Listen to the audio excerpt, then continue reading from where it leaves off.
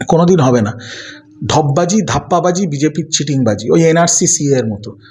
Pass হয়ে গেছে কবে, এখনো অবধি 6-7 বছর হয়ে গেছে, রুল ফরমেশন হয়নি। আর এটা তো হবেই না, কারণ এক দেশ এক ভোট করতে হলে আপনার 18টা অ্যামেন্ডমেন্ট করতে হবে সংবিধানে। লোকসভা রাজ্যসভায় 2/3 মেজরিটি ভোট পেতে হবে, লোকসভায় ওরা সেটা পায়নি। বিজেপির 20 জন লোকসভার সাংসদ এই ভোটের পক্ষে ভোট দেয়নি। তো এটা কোনোদিনই হবে না। ভারতবর্ষের যে জ্বলন্ত ইস্যুগুলো আছে, মুদ্রাস্ফীতি, দেশের বাজারে আগুন, বেকারত্ব, মণিপুর, বাংলাদেশ, আদানি, এই সব ইস্যু নিয়ে বিরোধী পক্ষ নরেন্দ্র মোদী আর বিজেপির কলার ধরে নিয়েছে। সেখান থেকে নজর ঘোরাতে এই একটা নতুন জুমলা, যাতে কিছুদিন মিডিয়াতে এটা চলে, আপনারা এসে এটা নিয়ে প্রশ্ন করেন, অন্য প্রশ্নগুলো যাতে না করেন, সেটার থেকে বাঁচার একটা নতুন বার করেছে এরা, একটা নতুন মাথার থেকে একটা কৌশল বার করেছে। এসব কাজে দেবে না, এগুলো কোনোদিন বাস্তবায়িত হবে না, কোনোদিন, একেবারে। এখন বলছে এক দেশ এক ভোট। আরে আপনি একটা জিনিস বুঝুন, বাংলায়, আমরা বাংলায় বসে আছি, বাংলায় পঞ্চায়েত ভোট হয়, আমি আপনি ভোট দিই আমাদের প্রধান কে হবে সেটা ঠিক করার জন্য। ঠিক একইভাবে আমি আপনি ভোট দিই বিধানসভায় যে আমাদের লোকাল বিধায়ক কে হবে, ঠিক একইভাবে আমরা ভোট দিই আমাদের সাংসদ কে হবে।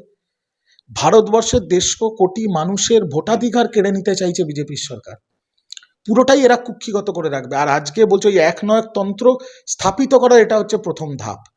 আজকে বলছে এক দেশ এক ভোট, কালকে বলবে একটা নেতা, একটাই পলিটিক্যাল পার্টি, একটাই ধর্ম থাকবে ভারতবর্ষে, একটাই এক ধরনেরই জামা কাপড় পরবে সবাই, এ ওর সাথে প্রেম করবে, এ এটা খাবে, এ ওকে বিয়ে করবে, সবই বিজেপি ঠিক করে দেবে।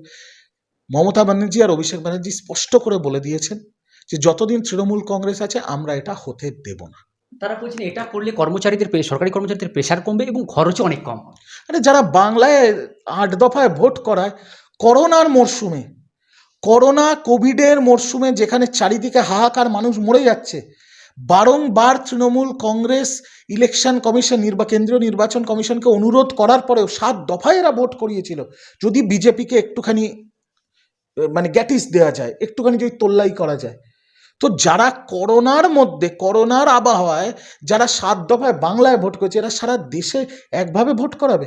আর আরেকটা প্রশ্ন, বিজেপি বিভিন্ন জায়গায় বিধায়ক কিনে সরকার ফেলে দেয়। ধরুন 1 দফায় ভোট হয়ে গেল, বিজেপি সরকার গঠন করতে পারলো না, এবার তারপরে যেখানে বিজেপি সরকার গঠন করতে পারলো সেখানে গিয়ে 30-40টা বিধায়ককে কিনে এরা যে ওই অপারেশন লোটাস চালায় একটা সরকার ফেলে দিল, সেই ভোটটা আবার তারপর কবে হবে আবার? তার মানে কি, যদি এরা সরকার ভেঙে দেয় তাহলে আবার 5 বছর, 4.5 বছর ওই বাংলাদেশের মতো অস্থায়ী সরকার চলবে সেই রাজ্যে? এসব মূর্খের প্রস্তাব, অশিক্ষিতদের প্রলাপ, একটা জুমলা, ধাপ্পাবাজি, চিটিংবাজি ছাড়া এটা আর কিচ্ছু না। এটা কোনো দিন বাস্তবায়িত হবে না, কোনো দিন।